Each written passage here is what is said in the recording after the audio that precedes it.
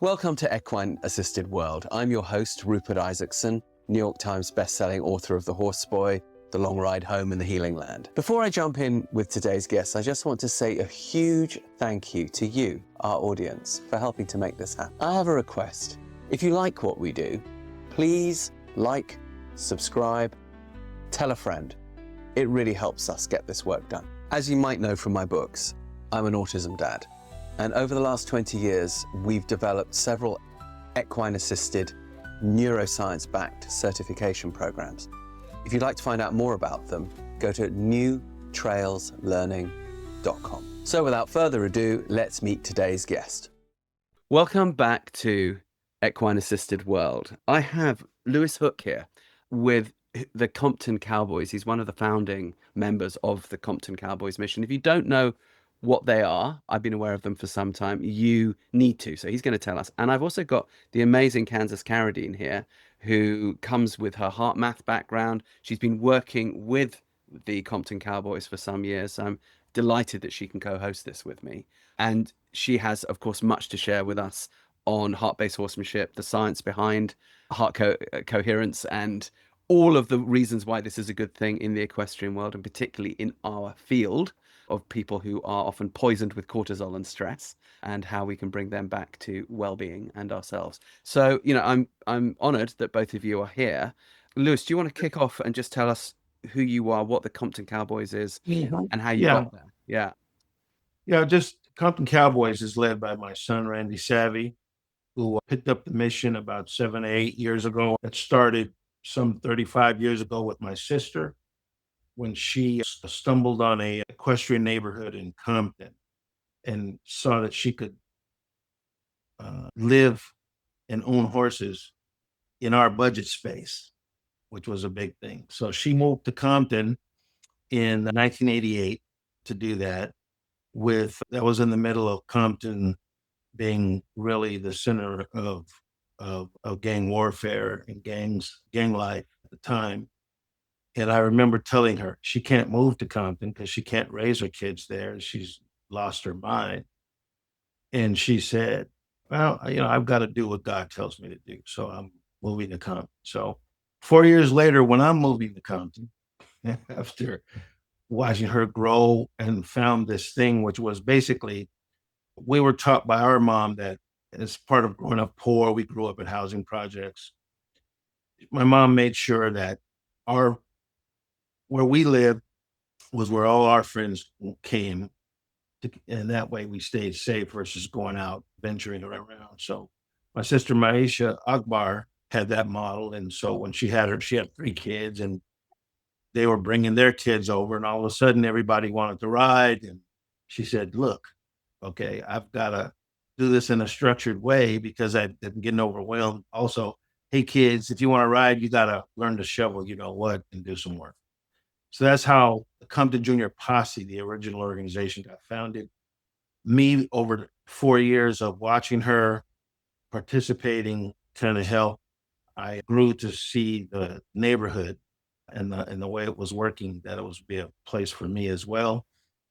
And I couldn't do it until I became a single parent of 18-month-old twin boys, because my first wife at the time would not move to Compton. I wouldn't force her. But once I became single, then off we were going with my friends I was, through college, Occidental College to MIT economics PhD program to Harvard Business School. All my peers are telling me, you can't move to Compton if you lost your mind. Okay. And I came up with the same answer. Hey, I've got to do what God told me to do. And so I moved to Compton and started the mission of working with the youth there, leveraging horses to help them grow and develop. And that was the start. And so we did that for many years, some 30 years, till my sister was ready to retire. And I said, yeah, I'm going to retire too. So we were going to close the program down. And my son, who grew up in it, said, can't let it close, Dad. It's too important to me, the people that we grew up with, that he grew up with, his peers and all of their kids. He said, we can't do it. So he decided to take it over with the new concept, adding the Compton Cowboys as a commercial activity on top of the nonprofit activity, and spawned the Compton Cowboys and that's how we kind of got where we are today. I've got several questions immediately spring to mind. All right. They're like 1, 2, 3, 4. So let me fire them. And then if we get sidetracked, I think we do need to come back, because first question is the as you say, the perception of Compton, even to you all, is center of the hood in West Coast USA, even though of course there's many. Actually, I've lived in California and there's many, and we're not, it's Oakland and there's a bazillion, but for whatever reason, because of the rap culture that came out of it, everybody knows Compton. So why did Compton have an equestrian culture as well? How was that coexisting with hood culture? And because that's a bit of a mind stretch, so there must be an interesting story there. And then the second question is, why did Compton, out of all the available violent hoods that you could choose from, which are legion, there's many of them, why did it become the one that is the sort of household name? So first, why was there an equestrian community there? And B, why did it become so celebrated as opposed to other ones? Yeah. So first off, one of the things I've learned over the years that there are poor people in every major city fighting to maintain their equestrian culture all over the world, all over the world. Because horses were in all cities. They were in all cities. Right. And so in Compton and around LA, there are other little pockets where poor people were struggling to keep their horses and do that. Is it because Compton had a particular stretch of old pastures that people who used to, say, run horse transportation things used to keep that? Like, what? Yeah, there Why was was there an equestrian culture there? Our neighborhood is called Richland Farms, and it was deeded by, I forget the gentleman's name who deeded the land to the city of Compton. He deeded it that it had to be farmland. Okay. Okay. But that doesn't stop. There's all pockets all over the place where people just squeezed in and said, hey, I have horses, and they kind of carved out spaces, slowly getting squeezed out by urbanization. Right. Ours was forced. They couldn't get squeezed out, but there's still today pockets all over the place of this going on. So again, I learned we weren't unique that way because we've connected. I went to Ghana in January, connected with a woman who's got an equestrian program. She's working with we've been to England to see little poor little corner where people are trying to work to keep their horses and ride them, and they ride them in the streets, wherever they can do. So this equestrian culture is everywhere for Black people because they were poor. It's in these kind of what I call the defined little pockets, right? Can I ask a sub question then from that question, which is, where did this particular Black equestrian culture come from? Because having lived in the USA a lot, I've lived in California, I've lived in Texas, so I've seen various Black equestrian cultures. What is the particular one that's indigenous to LA, and why is it there historically? This is just always really interesting to get the background picture. Yeah, so that part I have to tell you that I haven't dissected very much. Okay. Where you can help me understand these different tracks. My general track is just that Black people were so involved with equestrian, wherever they peeled out, they tried to maintain it. I don't understand the various tracks as you're explaining them of where they came from. But like if I say, even in LA, so there's Compton, there's Altadena, that were where a few Buffalo Soldiers settled, Right. which is on the other side of LA, and they have their little equestrian space. And we all learn, hey, we get together, we can have, gymkhanas or things like that we can do things and help each other out. But there are different tracks like that I see. Right, got it. And so ours was, as we came to the neighborhood, and my sister kind of took it over, she just led it down a path, which actually she was, when we first got here, there was an equestrian model of beat your horse into submission. Mm-hmm. And she her own education, teaching herself, stuff like that, getting in touch with horse whisperer, more type stuff, kind of converted almost our whole neighborhood to, hey, that's not how we bring these horses forward, especially if we are going to have them helping the kids to grow. Okay. So she's sort of the person who kind of put all that piece together and grew us into a kind of a unique space in the in the LA area of horsemanship, of Black horsemanship. Louis, do you mind speaking a little bit about how Maisha was exposed to horses, how her horsemanship was developed? That she even felt like, Yeah. hey, I can go do this. I can take horses and I can teach other kids about it. Okay. So if you start where we grew up in the housing projects, we were in a relative to what you know about housing projects, we were in a unique kind of space because if you went west and north, it was the hood, gangs, drugs, the whole thing. Are we talking California here or another Yeah, in part of California. I grew up here in California, not far from Compton, not in yeah. Compton, our place called Harbor City. But if you went south and west, there was a swamp, and some homeless people would live on the swamp with their raggedy trailer or whatever, and might have one horse and one pig and things like that. So we kind of saw a lot in Harbor City because it's on the edge of Los Angeles, just had again more pockets of, and it was generally poor people, white and Black, who kind of tried to have their animals and their horses. So she got exposure to that. She grew to just like horses and want to ride. So, but in growing up, we didn't have any horses. We couldn't ride. So she went to the local place where you rent horses to ride, which was Griffith Park, here for everybody. They had stables. Where the Hollywood sign is. Yeah, no, yeah, Hollywood sign is up there. It's not quite in Griffith Park, but you could see Griffith Park from Right. there. So she would ride horses, and her best friend just grew to enjoy it. So they would go ride horses, and then she was a realtor. She became a realtor, and she stumbled on this Richland Farms neighborhood. So that got her in there. But I will tell you, all she knew about horses at that time was that she could ride them. She didn't know anything. But once she got going, she just took off studying, trying to deal with this, especially once she decided she wanted to help the kids. She got to understand them, all of that stuff. So she self-taught everything. And that's how it grew. So within Compton, are there many Comptons? Meaning, No, so are there like upper class Compton, less upper, hood Compton, violent Compton, peaceful Compton? Is it a much more complicated mosaic than it's presented as? absolutely more complicated.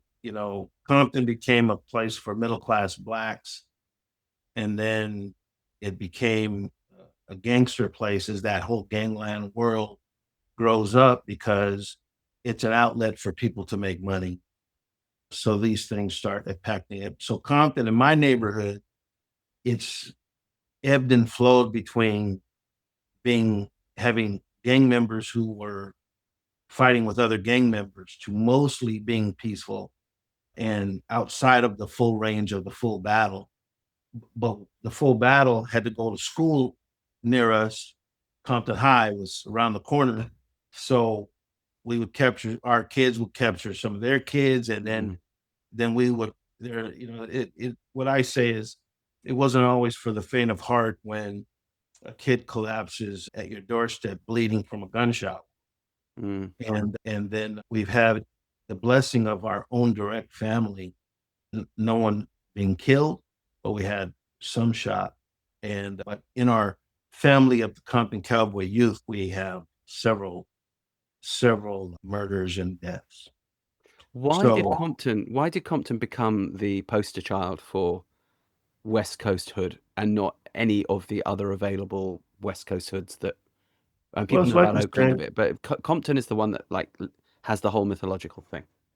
yeah, it's like you said, the music that really took it to a new height is world renowned and infamous. Compton is because of the music. Okay. And so that gets the name out there. So then Randy, my son, he said, I can leverage that Mm. for the good to try to change the image of Compton, of what we know about it, but also to carry this broader message. So that was the whole point of leveraging that visibility of Compton to say it's broader than that, but the people are broader than that. Sure. And that's where he took off. What was your job through all of those early days, or what was your day job while you guys were getting this project together? Yeah, I always had a career. You know, I first started, I thought I wanted to be a PhD in economics and go the teaching and research route. But I found myself at MIT where I said, what am I doing in the middle of all these nerds? So I said, okay, I'm going to get back to my track, which was before I got there. I was kind of headed for business school. So I went to business school. I went to Harvard Business School. And then I got my first job was as a banker in Pittsburgh. And I've always had a career related to that. But most of my, if I say, once my sister got started, my pastime and passion was with her and that program, and where most of my money went as I had a career. You know, I could live pretty much anywhere in the city when I decided to move to Compton. And I can't think of many bankers who went to MIT and Harvard Business School who moved to Compton. Yeah, I think you're the only one. right. Yeah. Yeah. And that captures what I call myself as my writing moniker is educated hood rat, because I started in the housing projects, poor. I rose through the heights of academia and all that goes with that. And then I went into the workspace where I haven't been massively successful, but I'm comfortable, you know, in terms of what I was able to accomplish. But moving back to the hood as an adult and working there, I find that my perspective is always different than most people having gone that full cycle in my assessment of why, what, and how. So that's where that comes from. Were you and your family resented for coming in as affluent in an area like that? Did that cause tensions, or was there actually much more solidarity? Well, there's solidarity because we grew up poor. We identify. So give you an example. I never mentioned that I even graduated from college unless the opportunity presents itself. Yeah. Okay, that's what I learned is you're an immediate outsider if you come in that way. Right. And so I would say to you that I got everybody who grew up through the program, even though I wasn't working directly with it, most of them call me pops or grandpa. Okay. Because that's what I did, trying to influence them, but without trying to come over the top, knowing that that's having felt that through all that academia of coming out of, you know, a poor space and trying to grow. But just an aside, it turns out most of the women I dated, their mothers hated me that I dated in college and through grad school because they didn't send their daughters to college to connect with the hood rat, even though I was in college. So that they somehow I got attracted to those women who were a little bit royalty type, you know. Were these black women or white women? Or both? Black. Yeah. Okay. Yeah. So was there a feeling that if they married somebody or went with somebody from the hood, even as educated as you, it would stall the upward mobility? Yeah, absolutely. The women had, at least those in their group, is you connect with, excuse me, you know, you're trying to lift yourself out through your marriage to someone who, and you know, there's black royalty out there, Yeah. people who have some wealth and they're in those schools. Yeah. Yeah. No, this is interesting because we were just chatting before we hit record. As you know, my family is from Southern Africa. Not all my family is white, and we have all kinds of economic, what would you say, strata within our family, no matter which area of the color thing we're in. And I've definitely observed that at work within my own family, people having opposition to marrying somebody because it's perceived as stalling the upward mobility. And frequently it's actually not the case. But, you know, I think it's good for people to understand this, because it shows the sort of human complexity of these situations and allows people to feel more compassion, because I think everybody can relate to something like that in their own family. Okay, but so there you are. You've gotten all this education, and now you've gone back to the hood, admittedly to a part of the hood which you can keep horses in. But as you say, Compton High is around the corner. Kids are getting shot. You are there, and kids are coming to your program. So what is your program doing? Did you start just thinking, well, we're just going to have kids ride? And then did it become, oh, this is a social mission? And then what was the social mission? Or was it a social mission from the get-go? And It if was so, an what was the mission statement? Yeah. it was an evolution, so my sister, like I started to say, was following my mom's model of my kids' friends come here, they don't go there. And so as kids were kind of like Pied Piper saying, hey, we got horses, come hang out with us. Yeah. And so as that grew, my sister said, you know what? I can't support this, just the volume of stuff going on, unless I get organized with it. And it grew into a mission through that, seeing these kids. None of them have dads. They're all adrift. They're now, as older, I look at it as not an official diagnosis, but I say all these hood kids are dealing with PTSD. Sure. And separate that out from the PTSD intergenerational from slavery and all that. But Right. just directly walking down the street, not knowing if you were going to survive the next day. That's pretty stressful. So over the years of we look at helping those kids, we've also got everybody coming at us for help with horse therapy, things like that. And we've tried different things, but my sister and I always said, this is the core group that we want to help. There's nobody really focused on them. There's not a lot of money for them in this space versus, if you have a health issue that's psychological or whatever, or therapy, there's a lot of money out there for that. And there's nothing for these kids. So that's how we kind of maneuvered our way, and she, with her leadership, to that into a program. And what we have today, what she grew, we call it a self-development program that leverages horses to get the youth to grow, to be upstanding young men and women and positive contributions to society. That's what we do. So our program had, go ahead.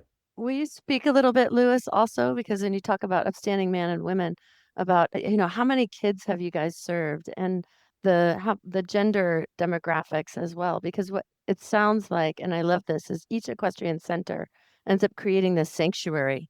I certainly went to one of those similarly as well, where after school it was a place in that's family, and you were drawn into really connecting with these kids individually. So can you just also give us a picture of, where they came from, and about how many kids you've served, and what you saw between, obviously, the Compton Cowboys. I came from a group that was called the Rio Ranch Cowboy Girls. We were all girls, and girls love horses. But you have Right. the Compton Cowboys, and there's been a lot of guys and blokes that have gone through. So can you Yeah. speak a little bit about that too?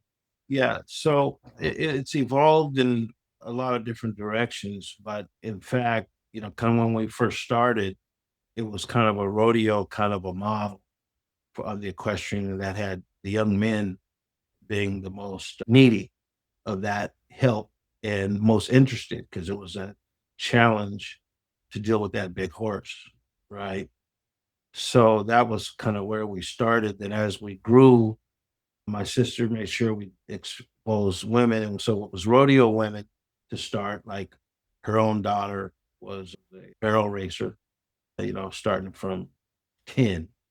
And then she attracted other women and or girls, and we kind of had it going both ways. As we kind of evolved and were looking for the money to support the kids, we found that the Western support for financially was just very hard to come by.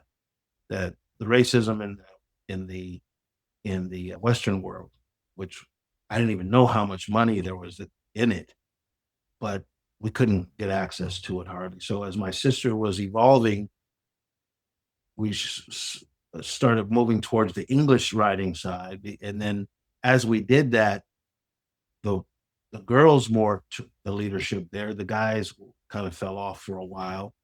And which is my son, it was kind of the last big main group of kids coming through. So at any point in time, there'd be 15 to 30 kids who are kind of in the program and rolling with it along.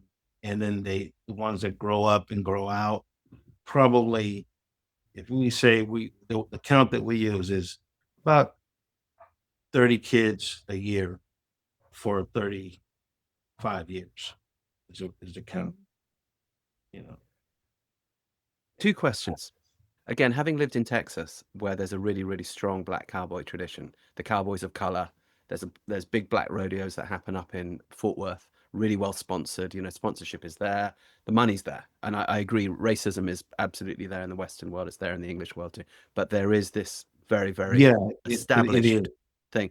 Is that not there in California? Could you not tap into that? Clarify your question for me. What are we? Well, the Black Rodeo and the Cowboys of Color sort of national organizations that exist within the USA, I know have some sort of financial clout. Of course, probably more now than they did back then. But were these not groups that you could reach out to for support?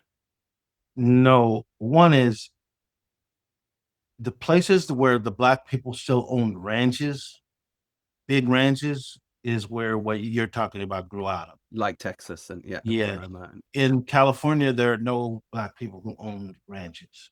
So everybody was kind of just struggling to have their little equestrian world and be able to ride. So that's the difference between that. Then there's something in the black community that we deal with, at least from my perspective, is that everybody's doing their own thing.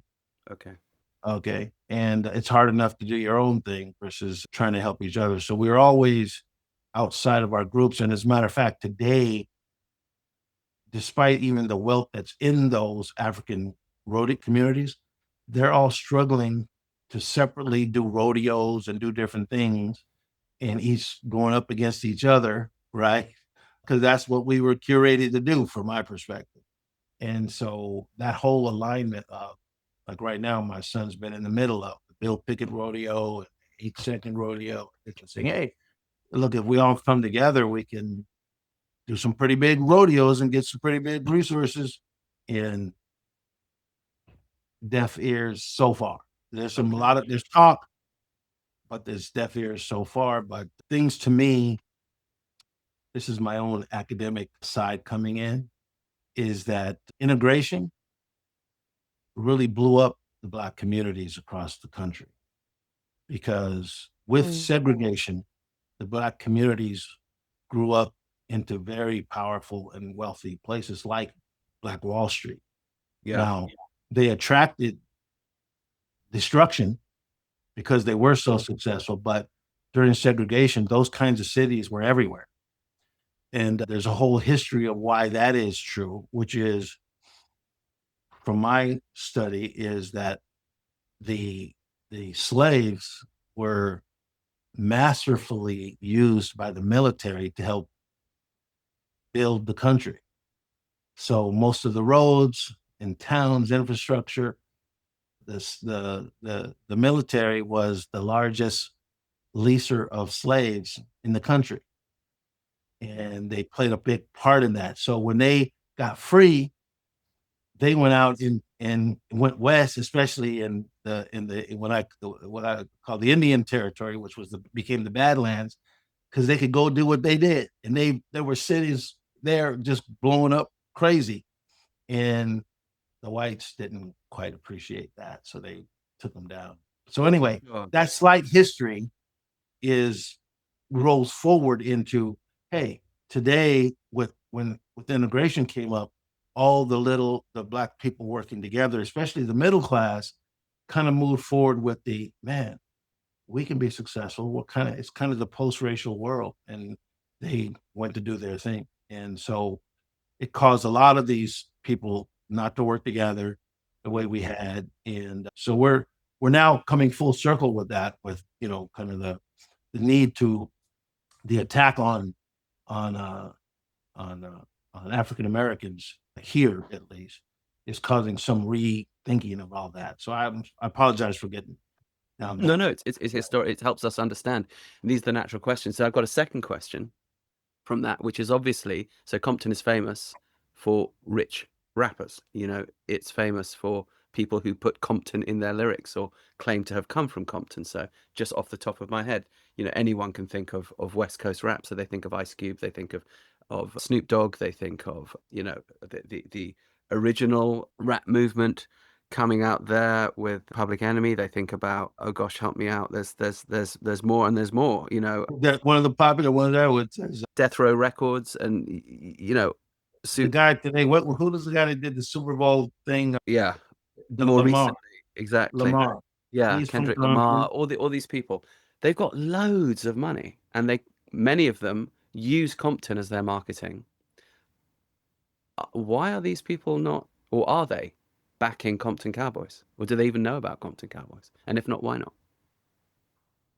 It's this thing I'm talking about. So Dr. Dre actually produced one of Randall's records. You know, he's a singer also, and gave us a few bucks, 10 grand here, 10 grand there, but never picked them up. You would expect there to be some big philanthropist coming out of the hood going, yeah, so I so want there to is, give back. I'm ready to give back. Not so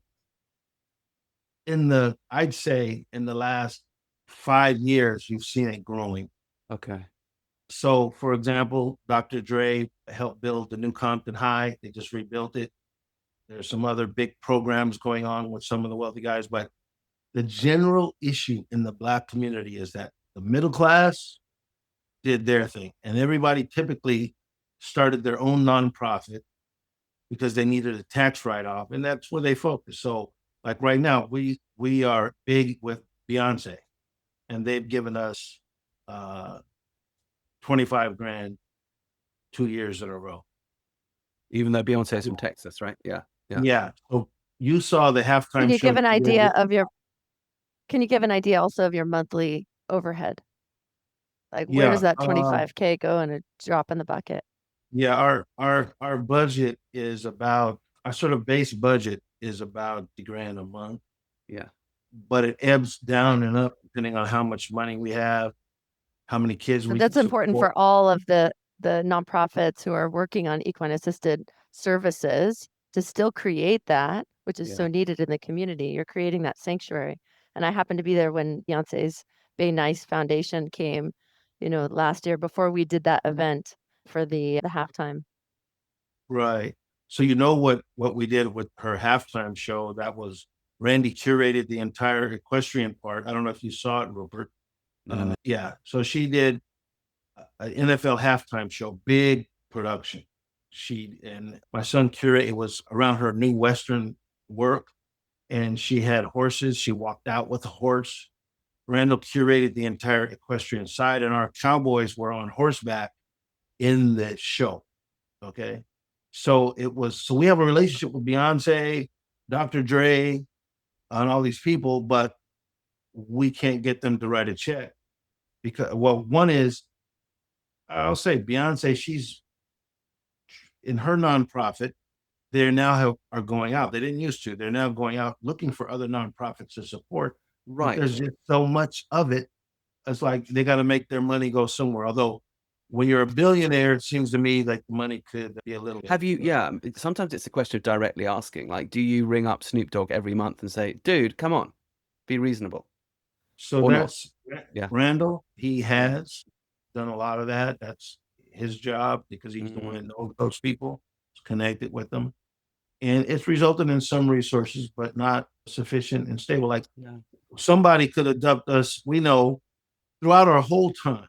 It's like if you get the right sponsor, they can carry the whole Absolutely. thing. Somebody could have given you an endowment of $1 million and put that away to invest, and that would have just Of done your course. monthly So, budget for 20 years. Yeah, sure. yeah. So one thing over time, we had trouble getting the infrastructure together for the big donors like the Annenberg Foundation. Annenberg Foundation took us on early, helped us get our planning together. We even won rewards for planning based on kind of what I was putting forth. But when it came time to implement, they said, you guys have to do this to get the big money, which is get our metrics together and get all that. And we never could quite get it all together. And one part is I wasn't full-time in it. And I used to fight with my sister a little bit over kind of what that meant. And it ended up me saying, all right, look, I'm going to write checks and be from a distance. This is your thing. You do it. So over the years, we had trouble getting to the big giant donors. And in the middle, the African-American communities, from the athletes to the singers to the entertainers, always, we never could make that connection. I mean, we know Oprah Winfrey has a big ranch up in the right north of the LA area, LA County. She has we've reached out to her, even we can't make the connection. I wonder if the difficulty is that because you were a family foundation effectively and a family project and had the sort of bootstrap idea, look, we can do this, we'll do this ourselves. And of course, then you get caught in a vicious cycle of, I got to keep doing it because the bills are not going to go away. And I've been in this position. So Horseboy Foundation, which is my thing, was entirely me for years and years and years, and still to a large degree often is. It was a long time before we attracted philanthropy. And we never went out to get it because we just simply didn't have time. The moment we opened our doors, we were just overwhelmed. And as you say, we also couldn't do the stuff of like putting together those fancy packages to go to big foundations because there's just another kid and another family coming through the door. So what actually happened was a certain amount of philanthropy came our way because people just found out about what we were doing. And it wasn't from within state. We were in Texas. But we were always working internationally. We were always working globally because we trained other people to do what we do. And it sort of came that way. But I wonder if now it's prophetic. I want it to be prophetic. So I'm reaching out to the universe. I want to be impressed by one of you rappers. If you're going to talk about Compton and lay claim to it like this, please do something for this organization. That's entirely reasonable. They are. Yeah, I think that message is out there now, and my son putting it out there. Pushing it. Yeah, I appreciate that because if we believe it, it can happen. And it shouldn't happen because you have to make some fancy package and take all this time that you could be spent serving a family to go. It should just be, I'm from that hood. I see what you're doing. Here's a check. Yeah, so it hasn't happened, and this is true not just for the Compton Cowboys. Every equestrian organization Black is struggling. Yeah. Okay. These are, and you have the wealthy Blacks who have ranches and horses and all kinds of stuff, but we can't get the flow into these programs that are helping these youth leverage that horse experience. So it's in transition. But I look at it as the curation of Black people of not working with each other and doing their own thing is something that is a big issue for us. And now we're starting to deal with that. It's starting to take shape where I see an investment fund started that we're going to invest in Black businesses, right? And the entrepreneurial model of the world is just taking shape in the Black community like that. Okay. Matter of fact, the general knowledge in the Black community about financials is go get a bank loan. And I'm sitting there going, banking isn't how you fund, bank loan is not how you fund a business. It's just not. So anyway. I would love, Louis, also just in spite of all that, in spite of the challenges, in spite of the obstacles, still maintaining this for over 30 years and over 1,000 different individuals who walk in there. And again, I've seen it. It is a sanctuary. And it's not, the horses are kind of the honey in the pot. That's just what draws everybody to the farm. But what else is there? And what else do you guys provide? Because it is a family. There's so much more. Could you outline what are the structures that have evolved over the years, like how you actually work with the youth that comes in? There's intake, there's the middle, then when they're coming through. Yeah. If you're in the equine assisted field, or if you're considering a career in the equine assisted field, you might want to consider taking one of our 3 neuroscience-backed equine assisted programs. Horseboy method, now established for 20 years, is the original equine assisted program specifically designed for autism, mentored by and developed in conjunction with Dr. Temple Grandin and many other neuroscientists. We work in the saddle with younger children, helping them create oxytocin in their bodies and neuroplasticity in the brain. It works incredibly well. It's now in about 40 countries. Check it out. If you're working without horses, you might want to look at movement method, which gets a very, very similar effect, but can also be applied in schools, in homes. If you're working with families, you can give them really tangible exercises to do at home that will create neuroplasticity when they're not with you. Finally, we have taquine equine integration. If you know anything about our programs, you know that we need a really high standard of horsemanship in order to create the oxytocin in the body of the person that we're working with, child or adult. So this means we need to train a horse in collection, but this also has a really beneficial effect on the horse's well-being. And it also ends your time conflict where you're wondering, oh my gosh, how am I going to condition my horses and maintain them and give them what they need, as well as serving my clients. Taquine equine integration, aimed at a more adult client base, absolutely gives you this. So something my sister really honed in on was the self-development part. We're a self-development program for the kids. So she's always done things to kind of support that. I've evolved it since after my son took it over, and then I was retiring. He said, "Come work with me, Dad," which that has its own challenges that we're wrestling with now. But as I took it over, we really formalized that structure. So we have now what we call 4 tracks. We have the horsemanship track, which is getting out there and riding the horses, getting taught that. We have the equine science track, which is studying the horses, the books, the learning about HeartMath and different things like that, about the relationships.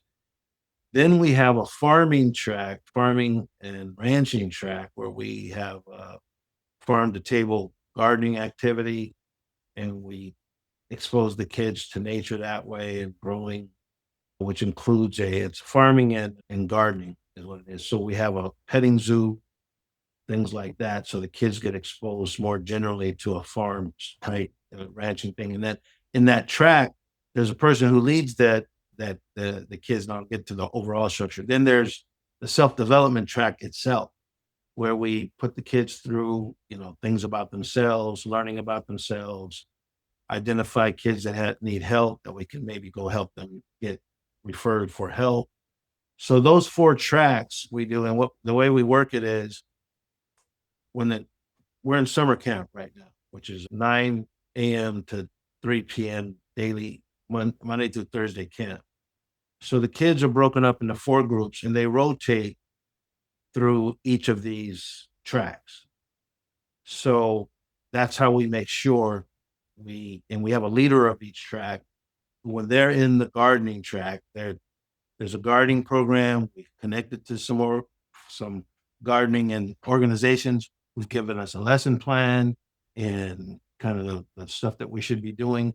And that leader is responsible for owning that lesson plan and driving the kids when they're in that session. So if there's, 6 hours, 9 to 3, so they get an hour and a half each track with lunch breaks and whatever in the middle. So that's kind of how we formalized it now.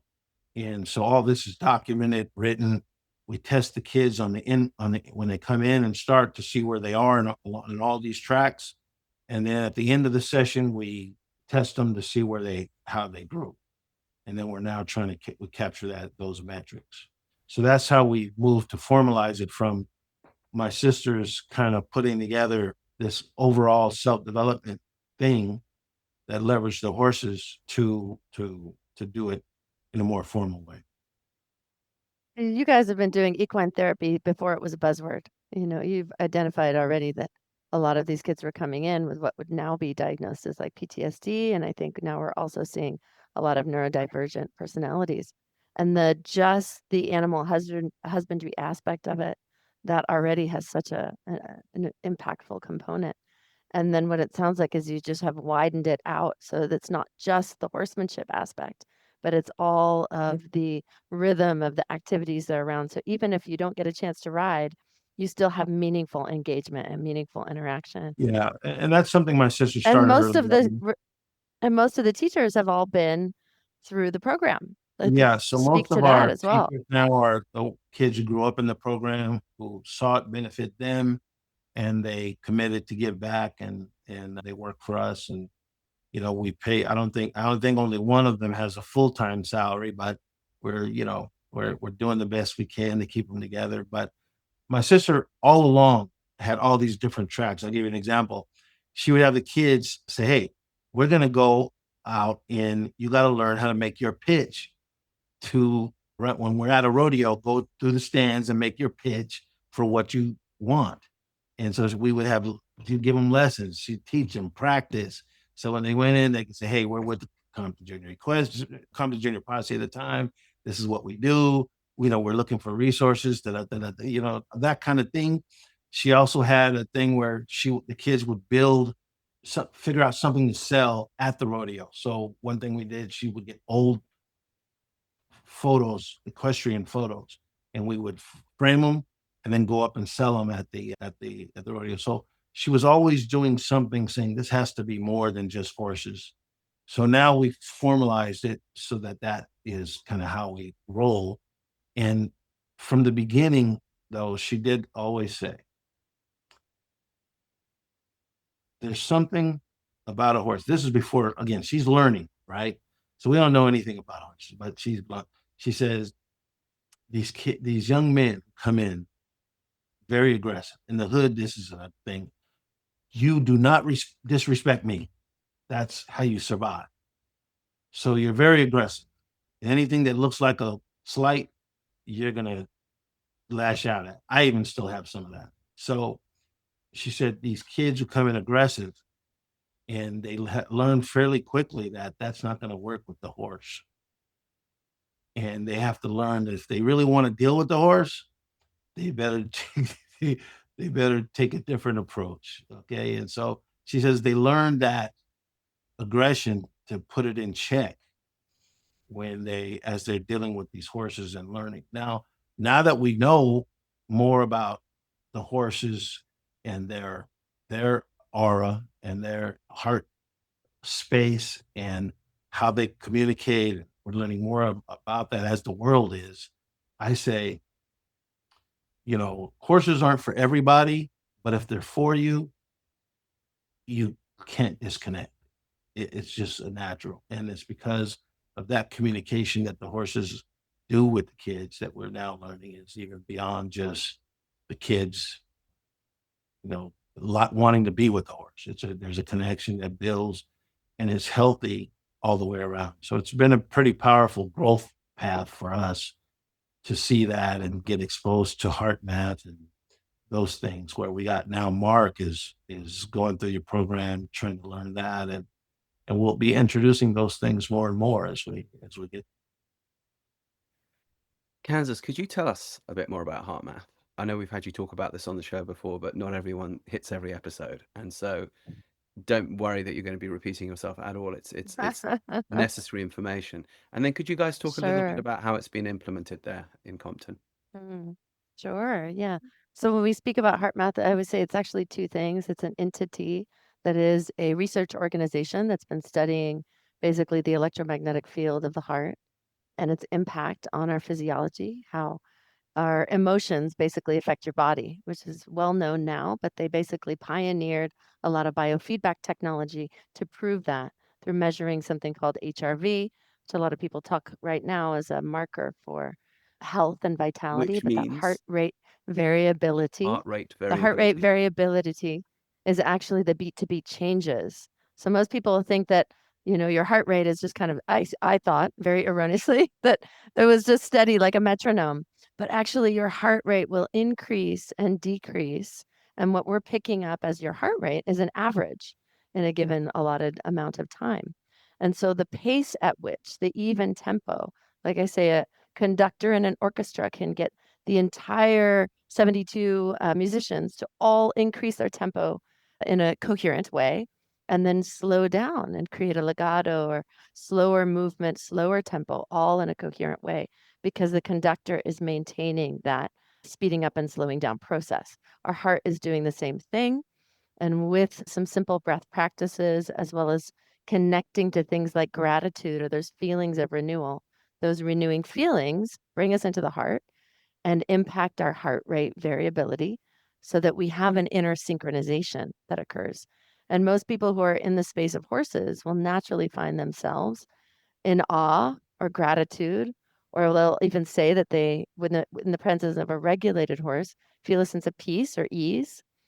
And certainly when you're creating a sanctuary and a lot of people are around, like the students and the mentors and the instructors who have all been through the program, that the Compton Cowboys or the Compton Junior Equestrians, the Compton Junior Posse, whatever name it is, kids and horses, there's a lot of authentic feelings of happiness, and that creates a regulated experience. So if you're coming out of a chaotic environment and you step into this field where there's more ease, there's more peace, there's more gratitude taking place, there's more sincerity taking place, that's actually a felt resonance. Our animal body can sense that, and you want to keep coming back to it. It's magnetic. And so the Institute of HeartMath has researched all of this tech so that we can give grounding. Evidence-based research has a lot of value in today's world. And then there's specific techniques that we can apply. And Mark Carlos, who Lewis just referenced, is also a student, a graduate, you could say, of the Compton Cowboys program. And he's not only studying to be a licensed social worker, but also is a HeartMath certified trainer. And so he's sharing these emotional self-regulation tools and techniques with the kids. But what I notice is when we teach the humans HeartMath specifically, that we become more intentional about the space that we are with the horses.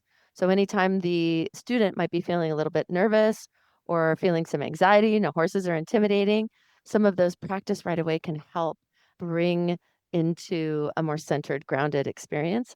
And then the horses are let biofeedback. So we'll notice them, drop their head, their eyes might soften, they might have a lick and chew with their mouths. All of those are big visual cues that create that instantaneous feedback of, oh, wow, when I'm slowing my breath down, when I'm connecting in my heart space, I'm noticing that that has an impact on the horses as well.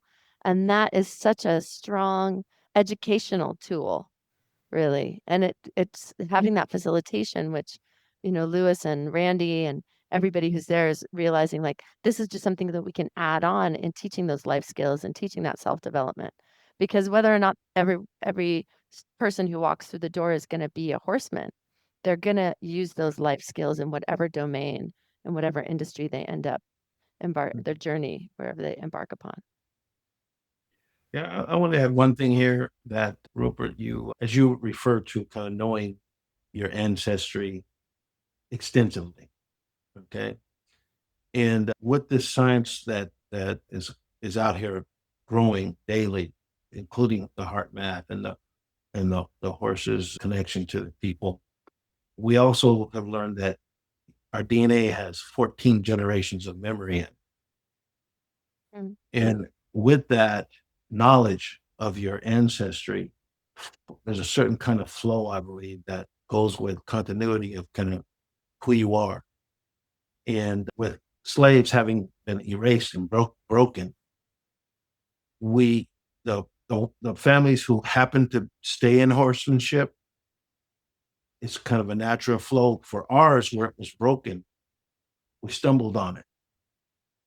And I believe that in our ancestry, we were equestrians.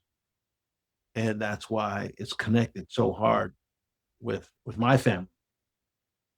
And that, just to mention that disconnect creates a different kind of development across the board. Yeah, I think this is something which might come as a surprise to some listeners, because equestrian culture is currently predominantly perceived as either white or Asian, because you go across Northern Asia as well, or sort of South American, that sort of these are the places where it's most dominant today, but it's not really well known that actually there's big horse cultures in Africa and have been for thousands of years. So it's not well known, for example, that there were large African horse cultures in the Sahel areas, and the Sahel goes from west Yeah. to east about 3,500 miles from Senegal to Yeah. Ethiopia.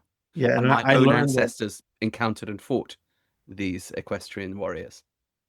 Yeah. what's interesting is that I love to hear that as I am learning about my own ancestry, that we come from the West African region of the Sahel. And then I go and I'll tell you how my discovery of my research into this started when I saw a movie called The Woman King. And I'm watching the movie, and two things popped out. First one got me paying attention, which was the Woman King, who was, I thought I was going to go watch some African female warriors kick ass, right?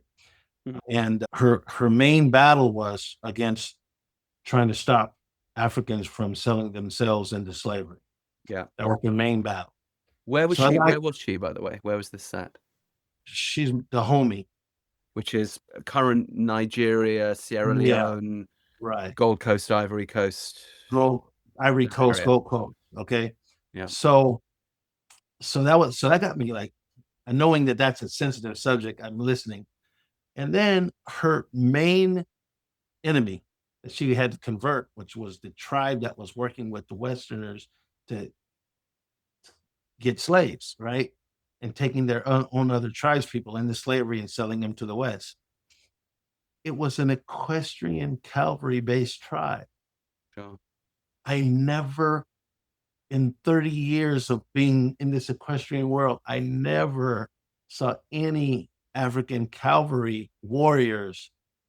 I just, once I started looking into it, I see other people knew of it. I didn't. Except for, of course, buffalo soldiers in the USA, which is well known. Right, but before the buff, I'm Yeah. talking now back Yeah. in Mali 1300s. Yep. Okay, so I see these tribes on cavalry, and I basically, in my mind, I said, that's not even true. So it caused me to go research. So then I find out as I'm researching that one of the reasons Mansa Musa became the richest man in the history of the world, only recently surpassed by Musk, was partly because of his cavalries, because he controlled the trade routes to protect his gold when he was supplying 50% of the gold in the world. And his trade routes were protected by his cavalries, including, you're probably familiar with the pilgrimage he did to Mecca from Mali, 3,000 miles, where he was giving away so much gold, he was destroying economies on the way to Mecca and then back. They couldn't, no one could take his gold. No one could get it because his cavalries were so powerful and strong that they were able to protect. Some of the listeners may have missed the name. Tell us the name of this man. Mansa Musa. He was the king of Mali in the early 1300s. Yeah. For me, as I'm reading it, he's probably one of the top 5 most important people in the history of the world. Mm. But like you said, you don't know who he is. But once you start studying, you'll find in mainstream and in African studies, he's labeled as the richest man in the history of the world. On the mainstream side, it's because he happened to be sitting on a bunch of gold, and he made that money. So in fact, on most of the maps of the colonizers heading to go to Africa, they have an image of Mansa Musa holding up a gigantic gold nugget on the map. Okay. So he's known. Okay. But what they don't tell you is that he's the reason Timbuktu became probably the second or third center of education in the world. Everybody was going there to study. It's because of him. Yeah, particularly for Islamic studies. Yeah. Yeah. Most of the reason he was so successful in gold is he figured out how to mine it, package it, ship it, and protect it. That was an industrial approach. Well, it turns out he industrialized at that kind of a level cotton, rice, everything he did. So a lot of the slaves that were first gone after were, that knowledge was what they were after, of how did he do this. And a lot of what to me, and again, I could be wrong, I'm researching it, and a lot of what became the US was out of what he had done in Mali, and what became the Songhai Empire, kind of as it evolved since Songhai.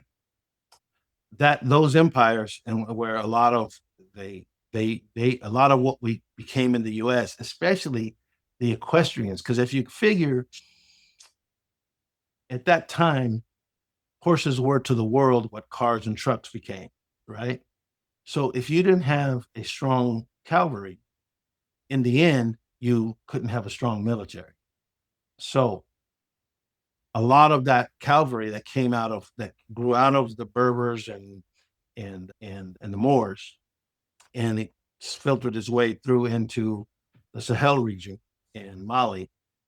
A lot of those equestrians, you don't even know they had horses in the history books. We don't even know. What's interesting too is they're still there. They're actually still there, and they're still riding, and they're still doing it. Right. But like Senegal has even quite an evolved racing industry that's homegrown, as well as their own, older equestrian traditions and so on. But if you think about it from a historical point of view, it makes complete sense, because those gold and slave routes didn't come out of a vacuum. There were civilizations before civilizations before civilizations. That's right. Exactly. But certainly the Romans profited from a slave route and a gold route that was exploited by the Carthaginians. And the Romans and who were in North Africa, and had actually come from what's now Lebanon, and had migrated across to the Western Mediterranean, founded their thing in Morocco and Tunisia and so on, and harnessed the Berber cavalry, as you say, from those mountains of Morocco. Very strong equestrian tradition there with barb horses. And then, of course, the Romans show up and have a showdown with Hannibal. We know about Hannibal, elephants coming over the... Yeah, right. But this is like 200 years before Christ, right? They have a big old showdown. Who's going to control the Western Mediterranean? Of course, the Romans win. And so they then control that trade route. But before that, of course, who were the Carthaginians nicking that trade route from? They nicked it from the Egyptians. Because the Egyptians were the only big slave-owning empire, African, that survived what's called the Bronze Age collapse. So that we know about, say, Rome and Greece. Those are Iron Age, pre-medieval, ancient world, large slave-owning, big corporate things. But before them, in the Bronze Age, there were a whole group of others, and mostly up in what's called Mesopotamia now, but also Mycenaean Greece, to some degree Carthage, the Phoenicians. But Egypt kind of survived. There was a collapse, and there were various reasons for that, but it collapsed. And only Egypt prevailed. So those routes that you were talking about there in Mali, and those horses and those horsemen and the slaves and the gold, and all of that have been going on for thousands of years. Before any Europeans showed up and went, oh gosh, let's exploit this. Yeah. Sure, but the way the Romans took over, there were major emperors who were African. Absolutely. Okay, so there was a different, again, it wasn't a race model. That when you hear about Cleopatra and Caesar marrying, there wasn't a racial model. You see what I'm saying? So all the things were all going on. It was an interracial kind of world. Basically, whoever had the biggest, kicked ass and killed everybody else and enslaved them, whatever. So anyway, all of that history is there. And to me, it was culminating in that what made Mansa Musa the richest man in the world at the time, that caused them to be the focus as the Europeans rose up between two things, weaponizing gunpowder, okay, causing them to take the lead, and then between weaponizing gunpowder and their immunity from diseases from being in the Dark Ages, those things. And discovering the Portuguese discovering the way round to the Cape of Good Hope. That before that, people couldn't sail north to south in Africa because where that big bulge sticks out to the west, it creates something called the doldrums, where the wind dies and ships get becalmed. So for a long, long time, you couldn't get your ships further down. And then the Portuguese in the late Middle Ages realized, oh, if you went really far west, you could, of course, dodge that. And of course, that led them to discover the New World as well. So it was those three things. So Yeah. that what you just said, Say that again. I'd love that in a separate conversation to take that on, because some of the findings now are saying that, like, Mansa Musa's brother are 200 ships and went to the Americas in the early 1300s. So I don't have any doubt believing that, actually. yeah, I true. think that there were definitely other people, the Chinese too. I mean, there were lots of other people who were out there Right. But the discovering point is trade that routes. Yes. that maritime activity, there's no way, I believe, that based on what I'm seeing, but I could be wrong, that the Portugal discovered that route. Okay. Well, let's say if the Portuguese discovered it, they probably were getting some local knowledge, but there was hundreds of years where it lay dormant, and certainly the Romans didn't have it, or they would have used it. But for whatever reason, the Portuguese managed to kind of put a patent on it and exploit it, and then of course that opened the gateway for the rest of Europe to try. But I don't have any trouble believing that West Africans, why wouldn't they? Because they're seafaring nations, why wouldn't they have gone and explored to the west? I mean, you'd right. think, And just fishermen getting blown off course. It must have happened. Yes, absolutely. The only thing I would add is the Portuguese, if you, what I say, follow the money and the power line, when they monetized gunpowder and put it on ships, it created a whole different maritime world. Okay. That may have been influenced of where they were able to bring it back to life from its dormancy of that. But anyway, we'll set that aside. We'll get back to what we're talking about. Sorry. Well, but I think it's relevant. The reason why I think it's relevant is the perception of, within the equestrian world particularly, a hood-based black equestrian endeavor, Compton Cowboys, would be non-educated people. And what I think the conversation is showing is that may or may not be true.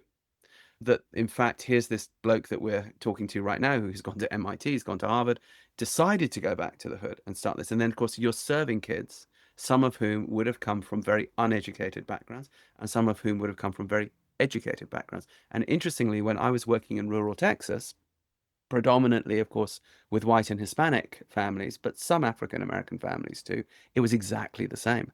We had some very uneducated families and we had some very educated families, because for us, particularly, working with autism so much, that goes across all economic, barriers. It's just autism is going to hit you no matter whether you got money or not money, no matter whether you went to college or not. But I think that it is important that you bring all this history up, Lewis, because it does to largely shatter the mythology that if you're looking at something coming out of urban black America, it must therefore automatically mean lack of education, lack of access to information. Oh, look at them down there. So I think it's actually important that you bring this up, because a lot of us would have taken in those mythologies almost passively. Because That's what the media presents, right? Yeah, it's just consistent with across media, across what you're learning in school. All of those things are all consistently saying, hey, this is kind of the way it is. There are some exceptions, but and to be honest, I mean, that's what black culture does too, because any rap song that comes out of Compton doesn't talk about the maths professor that lived up the road who taught me about physics. They talk about killing people and doing horrible things to each other and making money by doing horrible things to each other, because that sounds sexy. So no one who was going to come along and make a rap song about meeting you was going to get a record deal from Suge Knight, because it wasn't gangster enough. So but Suge Knight didn't get a deal until he brought gangsterism to the people who financed it, which were the white people. there you go. What would they pay for? So it's all curated at some level. Got it right. All the way from the top to the bottom. Absolutely. So it's so true. So what I see today is I'm out here dealing with these kids who, again, they have no idea who they are. They are just dealing out here on a day to day. And when I deal with my middle class friends, they say, yeah, I went over there and tried to help some of them. They didn't understand it. So I pulled out, And like I say, the psychological subconscious impacts that we are enduring are working on all sides, reinforcing what we see. Do you teach a course in, or do you teach to the kids that come through Black American, or actually African equine history? And I'm just starting with my first book because I didn't know it. I didn't know it before 5 years because ago. you've got to teach this stuff. Yes. So my mission right now is, again, because I'm a academic thinker, and if you don't know this, I didn't get the PhD in economics. I left. I took all the coursework, but I didn't take it. But the high-end economists, the high-end economists, they look at themselves as modern-day philosophers because they integrate physical hard sciences with social sciences to try to understand the world. And so I kind of come out of that space where I'm thinking of myself as a philosopher of the universe, so to speak. Mm-hmm. And in that space, I've concluded that it's education that's the foundation that's broken. And what are some of the models? And I believe that the fundamental model for education was the churches. And there's nothing to stop the churches as I teach it to my local kids, whatever. That's just what I call we're in a war and I win some battles, but we're losing the war. So what's broader going to happen is what stops the church from just teaching accurate history of religion and the role of Black people. That's so I've seen it in churches now where a guy is saying he follows the scripture that proves that this whole thing that Black people are descendants of Ham who got cursed, or Ham wasn't even the guy that got cursed. Okay, not even in the Bible, if you just follow it. So I've seen that sermon going, that's what needs to be taught. But totally. I mean that anyway, that myth there, absolutely. It's teaching is the number one thing. How do we broadly start moving on it? And that's in my headset of what we're doing. But so I think that my next book, okay, go ahead. Sorry. Book, which is The New World Order, DEI style. That's my next book. Okay. What style? DEI style. What's DEI? Diversity, equity, and inclusion. That's what Trump is attacking. Right. Okay. So my book is named The New World Order, DEI style. Okay. Which basically says we need to, I paint the picture of how we became race-based. The world accepts that. The world's karma is out of balance because it's based on a lie that everybody knew. And how do we move to the new world, which is the education of the people of accurate history? That's kind of the model I'm putting forth. No, I think it's of immense use. I know it has been for me, for people to know where they come from. And one of the difficulties, I think, for America in general, doesn't matter actually what race you are, unless you're Native American and you know exactly where you come from, is that there were an overwhelming number of millions and tens of millions of people, whether they came on slave ships or whether they came on as indentured laborers from Ireland or Scotland, or whether they came escaping a pogrom from Jews from Eastern Europe, or whether they were just trying their luck or whatever. You had tens of millions of people.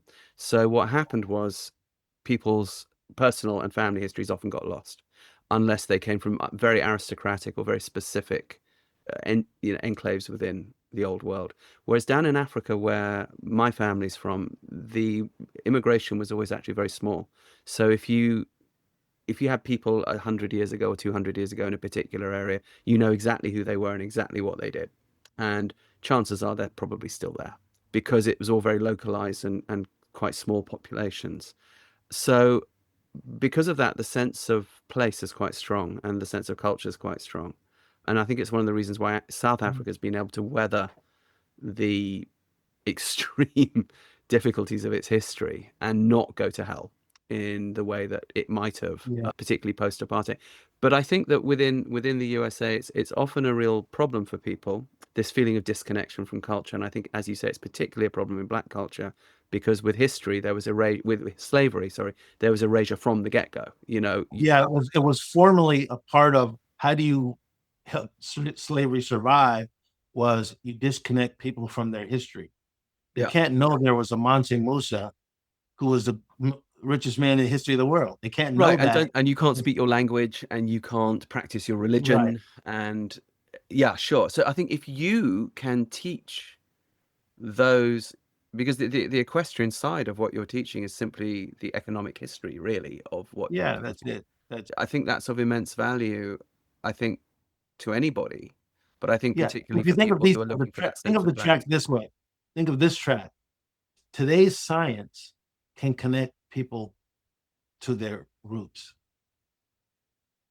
Right now, it's very expensive Yeah. to go get Mr. Gates to go find the Pope's history of his people, right? To show that the Pope is African, okay, in his ancestry, which I think is just the most amazing thing. Like two polar pieces for me: Black president of the United States and a who apologizes for slavery. So, but if we have a program and pay for connecting the dots of African Americans, people who don't know their ancestry, and connecting them to it, I think it will go a long ways for the world to understand these things. So again, I think globally this way for whatever reason. So I'm thinking in my book, they're going to say things like, hey, the church can do this, the government can do that, all these different channels to start addressing the major ills that I think need to be addressed so that the world of civilization rises. Can we talk a little bit about inherited trauma? I think we all have it. So obviously, Lewis, it goes without saying, slavery. My people on my Jewish side, coming out of massive pogroms and mass killings in Eastern Europe. And, Kansas, you will have had your own family histories with this and so on and so on. Let's just start with you, Kansas, HeartMath. From that perspective, what does HeartMath have anything to say about inherited trauma, intergenerational trauma? And if so, yeah, let's just talk about this. That's not specifically a topic I would say that they put under the umbrella of their literature and scope, but certainly there's trauma-informed approaches for as caregivers that we're helping to navigate the emotions that the body stores.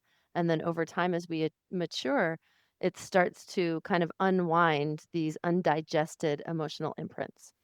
And the fact that we came back to the discussion about your DNA, Lewis, I really love that because basically what you're doing in this program is reconnecting individuals to the truth of their history. We are product of the mythology of the stories that we tell ourselves, but it's in the DNA. That doesn't lie. So reconnecting to the equestrian that's in your DNA seems to create a sense of dignity, a sense of well-being, a sense of purpose, reconnecting people to all those feelings. And then we have those feelings that realign us into a more coherent space. Because when we are trauma affected, when we're in complex or subtle aspects of survival mode, fight or flight tendencies, there's a dysregulation that occurs. And that dysregulation gets passed down generation to generation, which is what we call that historical trauma or that epigenetic trauma. Mm. Yeah, again, as an academic, I follow a lot of tracks. I get lost in them sometimes, but one of the tracks is that the whole study of PTSD has progressed quite a bit over the last 5 years, showing that it's even the militaries has to take it on in a different way because they're finding out how hardcore it is. And what they find is that clearly it is passed. If you're suffering from PTSD, you're going to pass it on to your kids to some degree just by how you raise them, how you deal with them. But over intergenerationally, it becomes passed genetically somehow. They don't exactly understand the mechanism, but it becomes genetic distress. And I believe it's through these DNA connections that we have 14 generations of DNA. So whether it's what you like or how you react to something, you don't even know why because you're not connected to what's in there. And so all these things, and as we know, if you just say slavery, there's a woman who studies post-traumatic slave disorder, right? Which is basically capturing the concept for slavery. If you have, everybody has some level of stress in their whole thing, but if you live through slavery, you have a certain kind of traumatic stress that you experience that's living in your genes, is living in you. And typically, if you are that, your kids are going to have it, okay, at some level. So when I look at the study that I'm going to do in the future is the Black families who had more direct familial tracking and management of themselves versus the ones that were completely thrown to the wind. My guess is you got a different kind of, of, of, of mental stability in those two different populations in terms of who they are and who they became. So as I look anecdotally around my own growing up, anecdotally of my own experience with these kids out here today, and I'm getting a sense of how that flows and what are the things that can address it. Horses themselves, HeartMath kinds of things, and these other kind of things that I'm starting to raise in my mind of thinking globally from a large perspective. What do we have to do to get traction in this space and pull it to the right way? So again, PTSD in history is not only because you went through slavery. Everybody has something, like you say. So, but in this Black community where I say that you've got a race-based world order, and you've got legitimately saying those people over there in the hood, the way they behave, what they do, something's wrong with them, right? That thing is what I need to address because that is real. Okay, so anyway, that's kind of how I think about it. Is it getting better in your years in the hood? Particularly, you started Compton Cowboys at the sort of beginnings, really, of the rise of at least the public perception of gangster culture. So you've watched the glamorization of that, and presumably a couple of generations of young kids wanting to connect with that because perhaps that was what there was to connect to. Is it getting better? Is it getting worse? So the way I look at it is that we're in a war and we win battles, but we're losing the war. If you're a horse nerd, and if you're on this podcast, I'm guessing you are, then you've probably also always wondered a little bit about the old master's system of dressage training. If you go and check out our Helios Harmony program, we outline there step by step exactly how to train your horse from the ground to become the dressage horse of your dreams in a way that absolutely serves the physical, mental, and emotional well-being of the horse and the rider. Intrigued?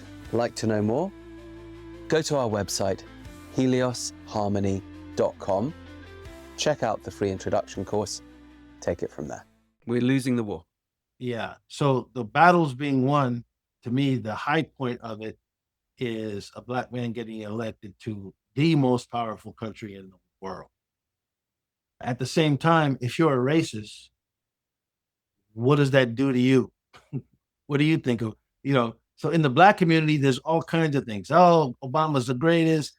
Others, he never did anything for Black people, all that stuff. And I would just say, hey, that symbolically is going to have the intergenerational impact. But it also has a world impact of what's going on now, of the backlash to that. That backlash is going to change the dynamics of the war back towards when during segregation, Black people were moving forward pretty dramatically. Places have started the first schools. I just read this thing where in South Carolina, public school system was put in place by the first majority African American state election environment. What do they call them? Whoever's the politicians. They were majority black for the first time in South Carolina after slavery. They put in place public education in the first place across the country. And that grew to what it is today. But it morphed over time, right? So, but my point is, so these large dynamics are affecting us. So I believe I've been in my time frame winning battles, losing the war. But I believe the dynamics are changing such that the war is gonna the fight in the war, who's winning is redirecting, it's changing through again, I look at these as 100-year cycles, right? 100-year things. It took 100 years to end slavery. It took 100 years to end Jim Crow. Formal, I call it. We're in informal Jim Crow, where all the racists went underground. So those people are able, because we can't count them, who's racist and who's not, and they influence the world. And so those people are the core of the re-rise of a guy who's trying to take the entire world back to the colonial period of the way it was. That's the way I look at it. Gunboat diplomacy, all of that. And that's not going to win because there aren't enough people to support that. You and I in Kansas are not going to support that. And so it's going to lose in the end. But in the meantime, we got a massive battle going on. But I think the direction is in the right direction. And it's because, for personally, God is moving us in the right direction. And this thing is, again, going to play itself out over 100 years. Well, I won't be there to see it, but I'm confident that it's moving in the right direction. What can we do ourselves now? So, for example, I'm sitting here in Europe. Kansas is also sitting in a different area of California to you. I know from having lived in the USA, it's still very segregated for a bazillion reasons, but it is. And so if I was to be living in the US now, I probably wouldn't be coming to Compton Cowboys because I wouldn't be living there. And even if I did go there, I might or might not be made welcome in that neighborhood. It would depend on certain factors. The only place I ever lived actually in the USA where I'd said I experienced sort of really easy interplay between the races, oddly enough, was Denver, Colorado. I lived in Denver, Colorado for about 2 years and I had all these black friends. And then I lived in all these other places and I kind of didn't. And this is really noticeable to me. There was an ease there for some reason. One of my best friends who happened to go to school with me at Occidental, and he's one of Obama's best friends. He grew up in Denver. And so I know a little bit about what happened in Denver. So what happened there? His dad was one of the founders of Howard. And his mother they worked hard on those school things. And they moved to Denver because of what the cities that were there, they were related to them. And they saw there was a woman, and I can't recall her name, who founded one of the major cities outside of Denver that was kind of a black town. And so they moved there and they evolved in that space that I haven't looked into it really hardcore, but his sense is that they influenced that Denver environment. And I was shocked to learn of it, right? So when he came out, in fact, my sense of him was that he was, in my young years, I had animosity for blacks who were more integrated. And he was one of those guys that we were friends, but that part I was like, how did you do that? Same thing for Obama. Obama was a surfer. And in my neighborhood, surfers were the poor white kids who we used to fight. Okay. Obama came from Hawaii. He was a surfer when I met him in Oxford. So, but I learned that integration model is the mob, right? For everybody to come together. We are all humans. Yeah. Yeah. So I don't know a lot of the detail, but I have a sense of it from the players that came out of it and what I do know about it, why it would. This is the first time I heard an external person say it like you're saying it, but it makes all the sense in the world to me that it would be that way.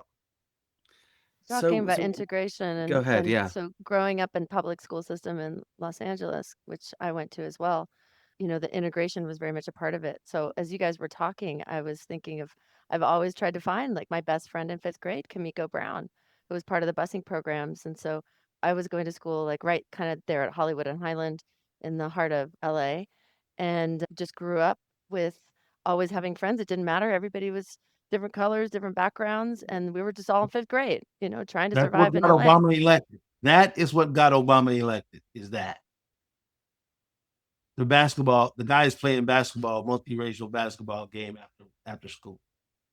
Okay. Mm, yeah. And yet, at the same time, there's complexity to it because you're also saying that during the time of segregation, there was thriving of these independent Black communities.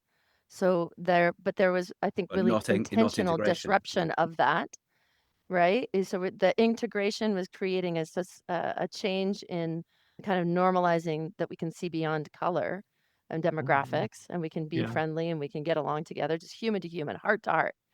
And at the same time, there's this insidious work that's done by certain opposing power forces that were trying to deconstruct the thriving populations of those specific separate ethnic groups. Right. And that I But think is if I forcing tell those you two about aspects. I take me personally, I had animosity towards those people because Yeah. of how I grew up poor, and those were the haves and we were the have-nots. And part of it was Mm-hmm. on both sides, my feelings and their feelings of the middle class Blacks moving in a certain kind of way, what I call the post Mm, racial society is how they were moving. And you guys over there, we're going to try to help you as best we can. But what I see is the middle class Blacks worked very hard to raise the lifestyles. I mean, the life outcomes of all Black people, and effectively they failed. I failed because Black people are still at the bottom, poor, distributed, and the like. And all the things that we did as middle class people, we were the politicians, the judges, the this, the that. That I sorry take about that issue with breakup, that but though. I would say the horses, Yeah. but the I horses end up being like this basketball court though, because once you get on a horse, male or female, where you come from, all of a sudden King or it's commoner, there's the horse other treats you the exactly. same. Yeah. Also, Lewis, you cannot say that Compton Cowboys is a failure. No, that's not what I'm saying. Well, but it is worth drawing that analogy. I do know that that's not Yeah. what you're saying, but however, you, a middle-class Black man who came out of the hood and went to the white institutions, you went to MIT, you went to Harvard, so you did integrate, to even if you didn't think you were at the time, you were. No, I know Right. that. Yeah. But good, because then you achieved an economic status where you could bring that back and you could uplift the hood. And Compton Cowboys is a thing and it exists. So I doubt that Compton Cowboys would have existed, but for the historical process that you've just outlined, the recent one. So I'm the eternal optimist, but I sort of feel that that Compton Cowboys is an allegory of your success and of a certain success for personal endeavors within this space, Yeah, because that's it's the always small groups of people that make things better, right? right. But that's my position of we're winning wars. Compton Cowboys is winning battles. I mean, Yeah. we just win battle. But when looking at the global picture, we're losing the war. But the war dynamics are changing now, Okay. as they did before. So I'm confident that it'll move in the right direction. But no question, Compton Cowboys and all the organizations like that. So when I look at my peers who, when I first moved here, said, don't go there. And my friends who now understand what we have are like, man, how did you see that? Okay. So these dynamics, they're changing and they change over time. But like I said, my own perspective is I have a foot in both worlds, Black middle class and at the hood. Okay. And I had some perspective of it when I was a kid, and I have a perspective of it as an adult with all kinds of analytical statistical analysis capability behind me as I look at it. So I'm looking at that Black middle class having been deadly focused on raising the lives of Black people. That is all that I'm saying is the methodology was failed, but now the strategy and tactics are changing to more what they needed to do. So I'll give you an example. The Nation of Islam had a model that basically builds on the Jewish model, Judaism model, which is self-reliance, own your own history, promote entrepreneurialism, all of those things that include who you are by traditions, how you live. That model has held the Jews together to be able to survive the oppression that they have been just totally to be decimated. On the other local little extreme, in the Black community, the Nation of Islam has that same kind of model.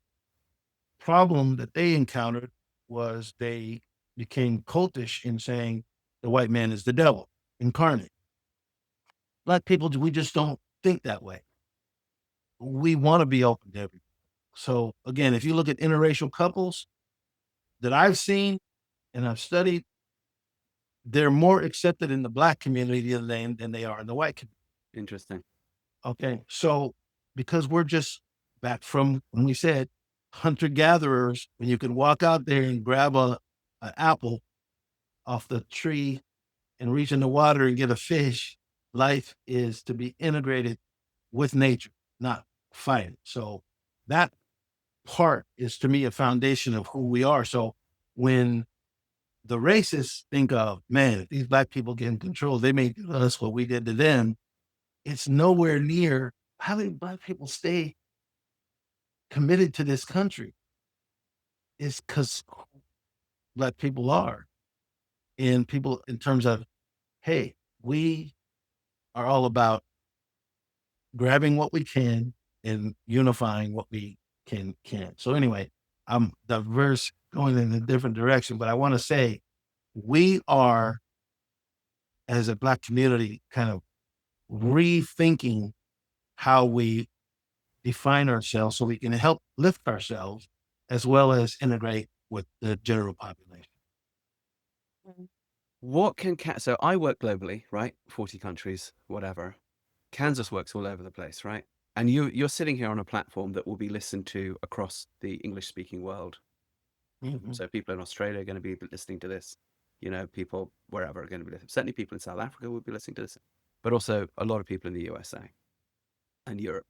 So this is one of your moments. I hope not the only one. I hope that we have you on the show a lot. But you are now you're going to speak directly now to the people running equine assisted programs. Most of them are white. Most of them are in white areas. Not all, but most. Mhm. Tell us what you want us to do. What next steps over, say, the next 5 years or so? If you said, listen, lads, I want you to do this, I want you to do this, I want you to do this, I want you to do this. Because Yeah. we're the kind of people who will listen. Tell us, what do you want us to do?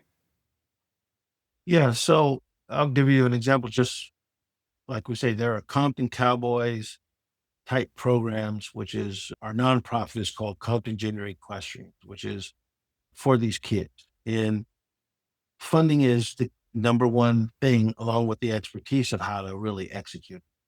So when the equine science therapy part for medical issue, whether it's autism or therapy, whatever, I'm not sure how much of the focus of the groups you're talking to is on this shadow PTSD that African Americans are facing in the hood. There's no designation of that as an illness. Okay. So somehow help us identify that Okay. and garner resources towards that, because that's the broader population of Black people who can get there. Now, I also do believe horses can help anybody, but horses isn't for everybody. So you have the way I understand that is we have field trips that we bring in people from schools, 30 to 50 kids with their supervision. And they come in and they always have a great experience with the horses and the ranch and everything. Often, oh, that was their greatest field trip for the year when they do the surveys.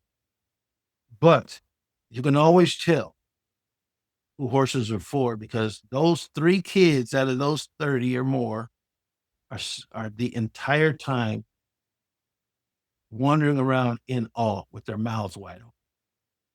And we would use that to say, those 3 kids, horses is for them. Let's figure out how to work together with school or whomever to get them into this equestrian space.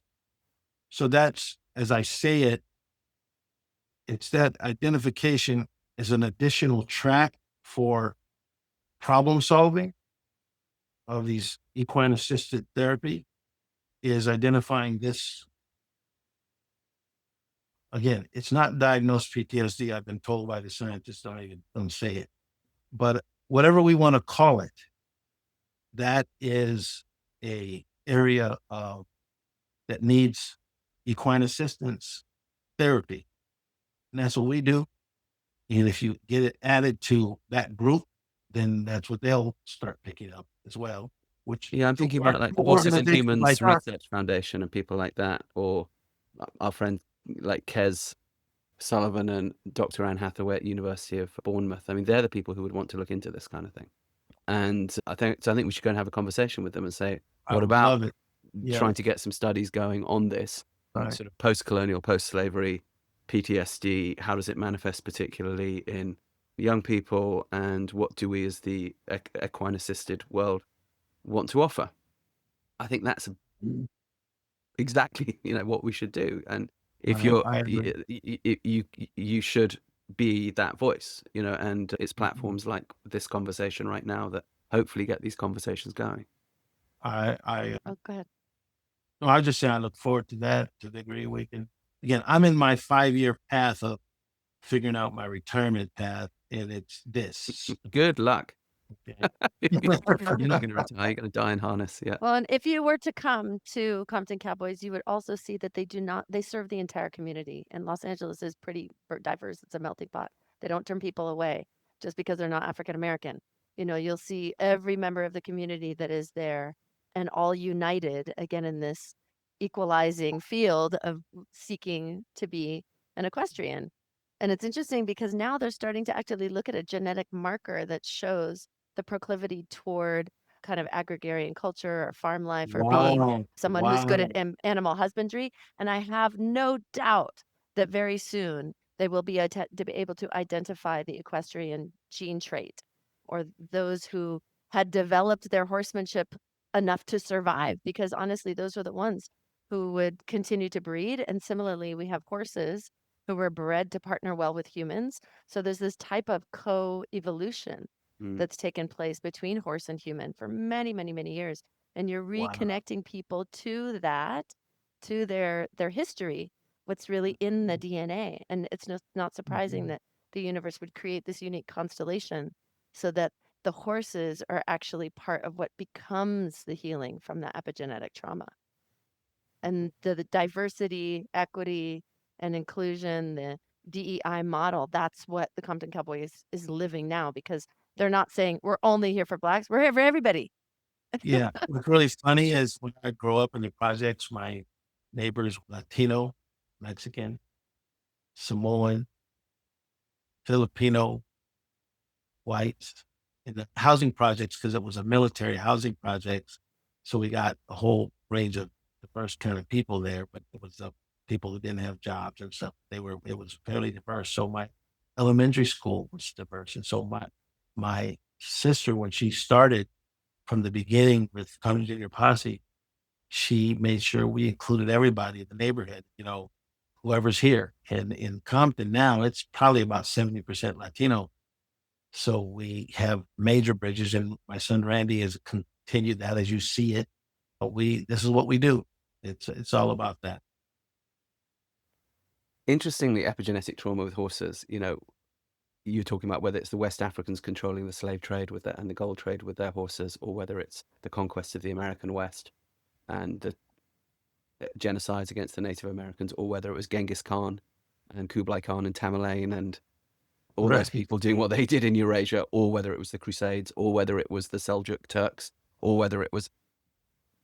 Unfortunately, horses have participated in and been used for, hijacked for, really, most of the great acts of criminality, large-scale You couldn't do it criminality. without the horses. You just didn't do it. Yeah, horses and ships. You needed those two things. But it's not the fault of the ocean, and it's not the fault of the horse. And one of the things which I love about this work is the horse will lend you its power either way as this kind of innocent being. The horse will always make you superhuman, right? So it's how do you want to use it? And you can use it to harm your fellow man, or you can use it to heal your fellow man. It's entirely up to you. The horse will lend you his power either way. But I think we know which one the horse would rather do. Right. Yeah. No question about it. And the horse, with the kind of development of the automobile and the like, horses got pushed to the sideline in the war effort. So they're wide open for use for the peace effort. Mhm. Okay, we can really build them out in that space because they're not needed in the war effort anymore. But they And are needed. you can be sure when the clashes of cavalry happened, let's say it was the Roman cavalry meeting the West African cavalry, or the Crusaders meeting the Saracens, or whoever, the Right. horses, if you turn them all loose on the battlefield, would have just walked up to each other, had a sniff, and formed a herd. Exactly. Right. No doubt about it. So now we have the complete wide open space to use them for what God designed them to do. It's a beautiful contribution. And another contribution I don't want to miss is what Compton Cowboys has done to advocate to maintain the educational opportunities for horse centers to still and remain open in LA County. Lewis, can you speak about that a little bit? Yeah, there's in Compton by itself, we had to fight over the years to maintain our space where the commercialization wanted to kind of build it out to more housing and the like. And the only thing that saved us was the deed. As it was deeded over, said you can't do it. So that battle we've taken on where, they're the animal rights people who are appropriately fighting against the abuse of the animals and use of them when they hurt them. But at the same time, there are things that the horses can do that are really just athletics, and that we got to try to support that effort and support the effort to keep these centers open so that people have a space to go do the healthy things with the horses. So he's spoken down at city council and different places against initiatives where people are trying to kind of close the loop and close the door. Now we can't go to Griffith Park, for example, and have that first point of access because they've Has that shut been closed down down? You can't take the riding some of Griffith Path the anymore. LA Equestrian Center is still open, but taking like the first contact of a lot of people would have been a pony ride. And I understand there's different parameters to how to do those ethically and with the best integrity to care for the horses and the ponies. So, but then it became this kind of blanket policy that they're going to shut down riding schools. And so, from what I understand, you guys made sure that that did not happen so that you could still keep your doors And we open. participated in a group against that, so it was good. We slowed it down. Like I say, it's the corner of it comes from the people who are abusing the horses and all the horses dying in the race at the racetrack and all kinds of legitimate reasons to say we need to have some kind of oversight over what's going on and kind of refocus what we're doing. But the core right is the relationship with the horses is key, and people need that outlet, and the horses need it. And you're going to shut it off if we let you. Yeah. This is something that's dear to my heart. So I grew up in the fox hunting world, and there is no doubt that in live fox hunting, if you were a fox, you wouldn't want to participate in it. And however, it is a very, very, very strong countryside culture, which actually helps protect the countryside because people want the foxes, so they protect the habitats. Whether or not you think that's ethical or not, that is the way it is. Now, I no longer fox hunt. I gave up because a Navajo medicine man told me I had to give up, but it was always sitting a little bit uncomfortably with me. But I still ride 2 hounds. We have adapted what we do, and we have a pack of hounds, and we hunt each other. And when the hounds catch us, they lick us to death. But if I'm the quarry today, and the hounds are hunting me, I can have a bit of fun on my horse, and I can lead you across some country that's going to be a little bit challenging, and I can try to lose the scent. I can behave like a fox. I can double back on myself. I can go through the water. I can and see, will the hounds work it out? And they always do. Wow. But what we started doing was we took that model just from a point of ethics, saying how can we have this thing that we love but not harm? And we still look after the same habitats we used to look after, but just we're no longer hunting the live animal that's in them. But then we thought, no, let's go a stage further. So we started creating inclusive hunting days. So we began to train a group of horses to be able to take special needs riders. And we had them coming out to hounds, including people with spina bifida, including people with autism, including people with not all jumping, not all doing that stuff, everyone doing it at the level they could. And then we thought, this is not enough. And so then we thought, well, that's not enough. So we started reaching out to some local schools. This is a town in Germany, which had been overrun with refugee populations from Syria, from the Ukraine, and all sorts of violence, all sorts of problems. And we're like, these kids are not getting exposed to the countryside at all. Let's invite these guys out for these countryside days that were built around these artificial hunts that we were doing. And then we could invite them to the parties and they could follow some on horseback, some on foot, and learn about the countryside because it's also an organic farm that we're going over. And what we realized was this term inclusion, it's not really anymore about, are you black, are you white, what it is about is, are you urban or are you country?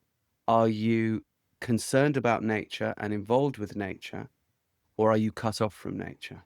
Are you with conservation or are you with concrete? Are you with the relationship with animals, or are you divorced from that relationship? And we realize, it's organizations like yours, like mine, like the work you're doing in Kansas, that are bringing effectively the urban populations into contact with nature and nature and the mind. And ultimately, this is really the thing. The horse is just one of the many mechanisms for that. So what can we do to further this type of inclusion? Because as you say, if people don't get to ride the horse in Griffith Park, then why do they care about the range? And if they don't care about the range, then why do they care about plastering that whole area with industrial stuff? Or why do people are not going to care about the planet unless they're in contact with it. And the horse, of course, brings us into contact with it. So what can we do around this? And your nephew's efforts, with LA County are definitely part of this. And I know you're sitting up in the Sierras, which is always under threat from being suburbanized because lots of people want to go and build tract houses up there, Kansas, So yeah, what can we do? For my answer is one, there's California money for exposure to the outdoors. And our game plan is to go after that. And what we want to do is use the field trip model to say every school should have a field trip to a ranch. We can be that ranch, bring a field trip. We can handle probably at least 5 field trips a week, right? And that gives the kids exposure for us and helps us identify kids who may want to get them. We should be getting involved, but more importantly, all the kids we have, because we do have the horses, we have the farming, we have the gardening, those 3 things they get to interact with at whatever age. So when we do field trips, we find that that's a way to get exposure. So all of us, little guys like us, if we are set up so that we can support a field trip model to say, hey, every school, you have to have a field trip to a ranch or a farm somewhere. And we're on the list, sign them up. And then that's fundraising for us also, because the schools, they pay for field trips to go places. So if we're in that budget cycle, that helps us with funding, helps expose the kids to the outdoors, and boom, that one worked for us. Kansas. What I would say to this piece, yeah, where I'm living, I'm in the high Sierras of Northern California, close to Nevada, and this is Washoe region, historically though known as the Washoe tribe. And just about 30 minutes away, there is the magnificent Lake Tahoe, which is a main tourist destination around the world. And many members of the Washoe community have never taken that 35-mile trip up to see the lake of their ancestry. And Right. so what I would remind is, yes, the field trips. And if you can mentor, if you can be a volunteer for these programs, if you happen to be somebody who is stewarding some horses and has a stable, that you can invite other members of your community, find out who they are, to create that inclusion, that diversity, that equity, so that we maintain the accessibility. I think that's really what we're looking at, and learn the stories so that we can really tell the stories that are important to continue to reinforce those goals and those ideals. Yeah, we are the storytelling ape, after all. That is what defines our species. Yeah. So if we can get from our side, we're reaching up. Hey, you guys want to take a field trip, right? We'll if we get the other coming from the other side, we got to find field trips for these kids to the outdoors. We have to find it. Let's get out there and find them and pay for them. Yeah. I think this is relevant whether you're listening to this from Yorkshire or London or Johannesburg or Washington, DC, or wherever, Berlin, that yes, these kids need these outlets. There is money out there for this. I think everyone who's listening to this can empathize with what Lewis was saying about fundraising and the search for philanthropy, even when the Beckhams live in your neighborhood. I know people who are running programs sort of like literally, they're living across the hedge, but they're not yet donating. But nonetheless, there are these mechanisms there. And I think if we can think beyond horses, if we can think nature and the mind, sure, let the horses be ambassadors for this. But a lot of we horse people are a little bit too horse focused, and we can get very much no, it's just about the equine assisted thing. It's like, yes, but A, that may not keep you afloat. B, not every kid, as Lewis was saying, is into the horses. And C, the horses create the environment for nature and the mind for these other things. So surely we want to be part of this larger patchwork, no? Yes. It's a powerful movement, again, as we connect to we're in this climate change battle. But part of it is the people need to know why they're battling. Okay. And if they don't have exposure to it, they're like kind of indifferent. So in my neighborhood and with the kids I work with, hey, climate change, hey, whatever. Right. But to the degree that they are exposed to it and say, this is what's going away, we don't do something about it, they all will be engaged at a higher level. Absolutely. I couldn't agree more. All right, so that's what we're going to do. Nature and the mind, expose the kids to nature, make our equine assisted places nature and the mind places. That, I think, also helps break down the racial mythologies and so on, because then if you're going up for nature and the mind and the person showing you this part of nature has this color skin or that color skin or speaks this language or that language, or then it's just a point of cultural interest, but no longer a point of ethnic antagonism or warfare. Yeah. And then maybe that war that you're talking about can be won. Yeah. Because it's really I'm certain it will be, because these kind of dialogues are pushing us all. They're happening more and all over the place. We just gotta keep, as you're trying to do, and say, hey, what can we do? Can we do? How do we get focused on it? How do we work together to get it done? My position on these things is everybody needs to do what the way they want to do it. You can't say, hey, we all should do it this way. But you put out some ideas, and if you can get momentum around some of them, then that's how they grow. Couldn't agree more. All right. Well, I guess we've hit the 2-hour mark. What I'd love to do, Lewis, is have you on the other show, Live Free, Great. Ride Free, and we can dive in and become history nerds, because I love that. Oh man, I see I'm gonna learn so much. We're gonna rabbit hole. Pop up and go down another one. And I hope Kansas will join us, because she's a lover of rabbit I'm also a holes horse nerd and a horse nerd. There you and go. rabbit holes. Yeah. So, And don't thank forget, you. you can look for the Compton Cowboys, Thank you. I Compton was so Junior busy, madam. Equestrians. I think there's a donate now button. Can you tell us a little bit, Yeah. Lewis, How do about we how to support make you? sure that Yeah, the you go to our resources continue website. to flow in that way? Yeah, if you go to either Compton Cowboys, you Google it, or go to just ComptonCowboys.com or ComptonJuniorEquestrians.org. There's a donate pathway that you pick up online and just go for it. Okay, you have many options. You can give us $1 a month, up to however much you want a month. You can support a specific horse. You can support a rider in the after school and summer camps. However you want to do it, we are Can open. you share also how much it costs to participate in the summer camp in California in So 2026? Just to get an idea how you make this cost effective to our families. summer camp cost is about $400 per kid per week.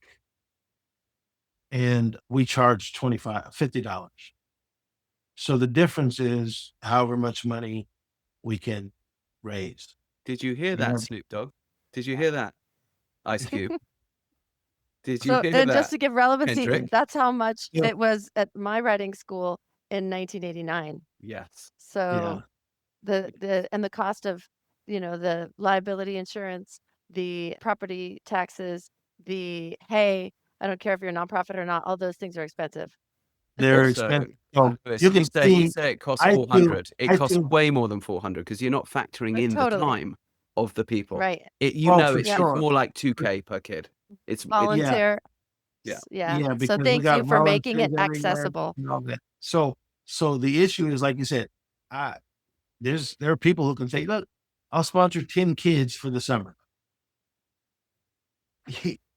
Just make their lives, okay? Make our lives, because then we're getting money at the full rate, which is the cost, and we're able to do it as opposed to indirectly raising the money to get it. But we're moving pretty good. We got a good investment to help us upgrade the facility. We had a lot of issues with the facility, and we just got a $400,000 grant from a local foundation.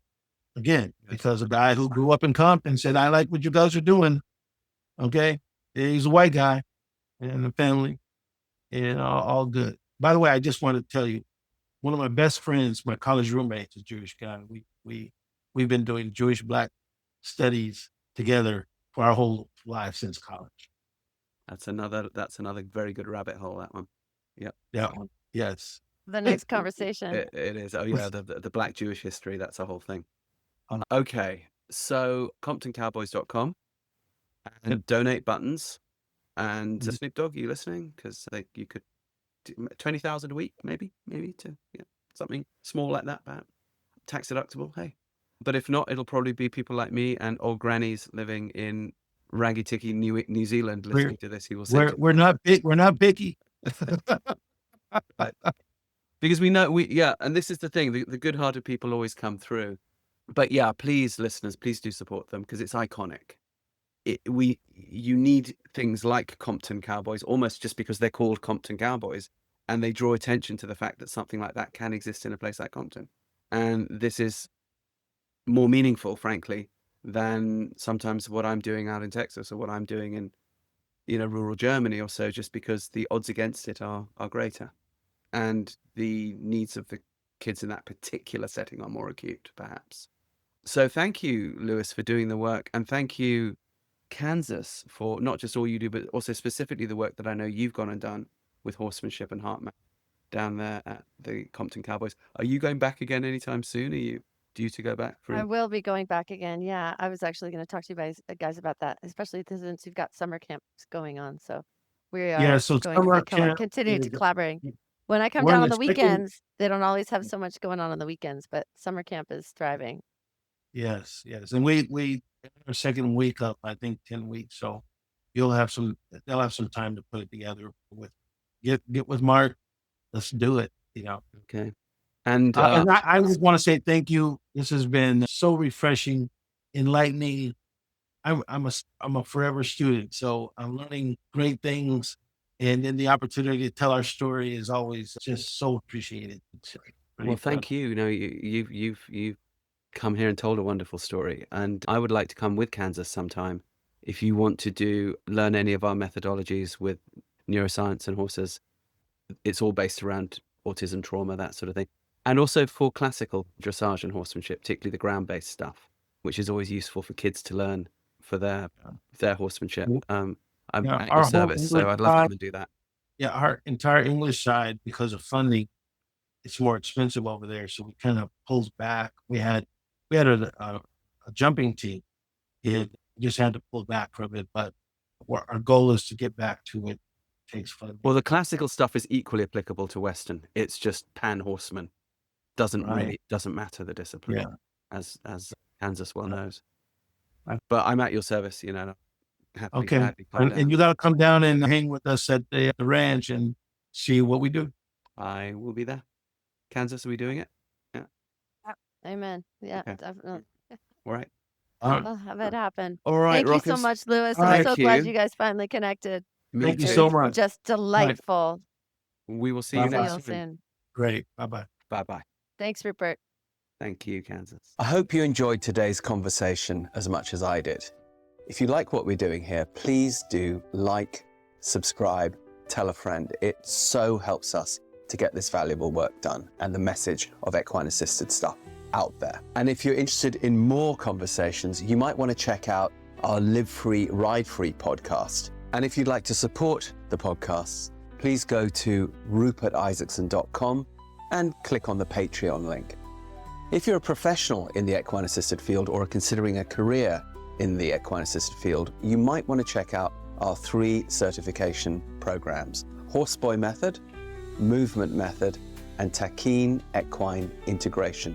You can find all of those over on newtrailslearning.com. And finally, if you want to check out our cool rock and roll themed merch, back on rupertisaacson.com, please click on shop. You'll find all kinds of fun goodies there. And if you're looking for a way to spend time until the next podcast, you might want to consider reading the books that kicked all this off: The Horseboy, The Long Ride Home, and The Healing Land. So see you next time on Equine Assisted World. Join us for the adventure.